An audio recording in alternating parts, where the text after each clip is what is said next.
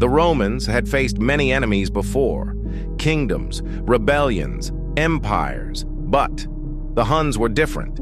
They did not move like ordinary armies. They appeared suddenly, attacked without warning, and vanished back into the steppe. Before long, fear began spreading faster than their horses.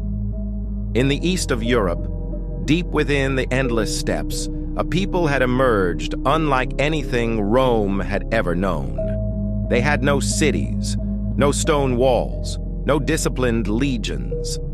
But they possessed something else: mobility, endurance, and an unmatched ability to create fear. Life was not easy for the Huns.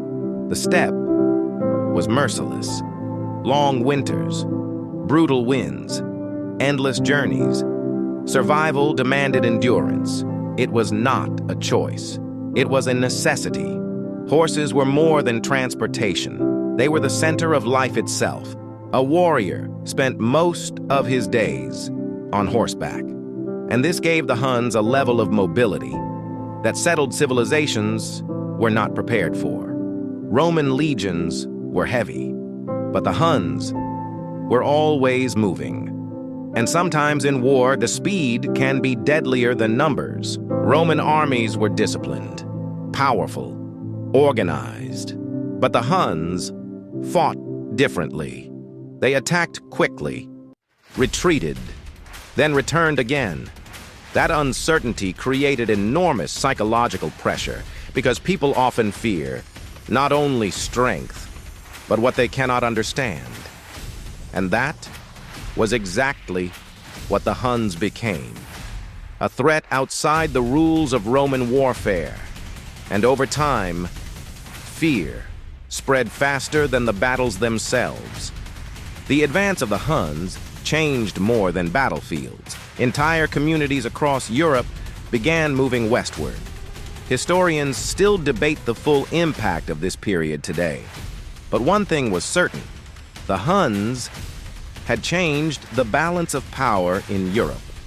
Rome now faced a growing threat beyond its borders, and this threat did not live behind walls. Then, a leader emerged: Attila. In Roman sources, his name would become synonymous with fear. Attila was not only a warrior, he was also a leader who understood how to use pressure. He negotiated with Rome, demanded tribute, and demonstrated military force whenever necessary. Over time, an almost legendary fear grew around him. Some Roman writers even described him as the scourge of God. This was not simply the rise of one man. It was the slow collapse of Roman confidence. In 452 AD, Attila marched deeper into Italy. Cities had fallen, roads were empty, and fear had reached Rome itself. Then, history witnessed one of its most mysterious encounters. Pope Leo I came to meet Attila in the Hun camp, one of the most powerful religious figures in Europe, standing before the ruler of the steppe. According to some accounts, the Pope knelt before Attila. No one truly knows what was said during that meeting. But shortly afterward, Attila withdrew. Was it diplomacy, famine, disease, or the threat of other enemies approaching? Historians still debate the answer, but for the people of Europe, the truth felt much simpler. Even the most feared man in the world had finally stopped.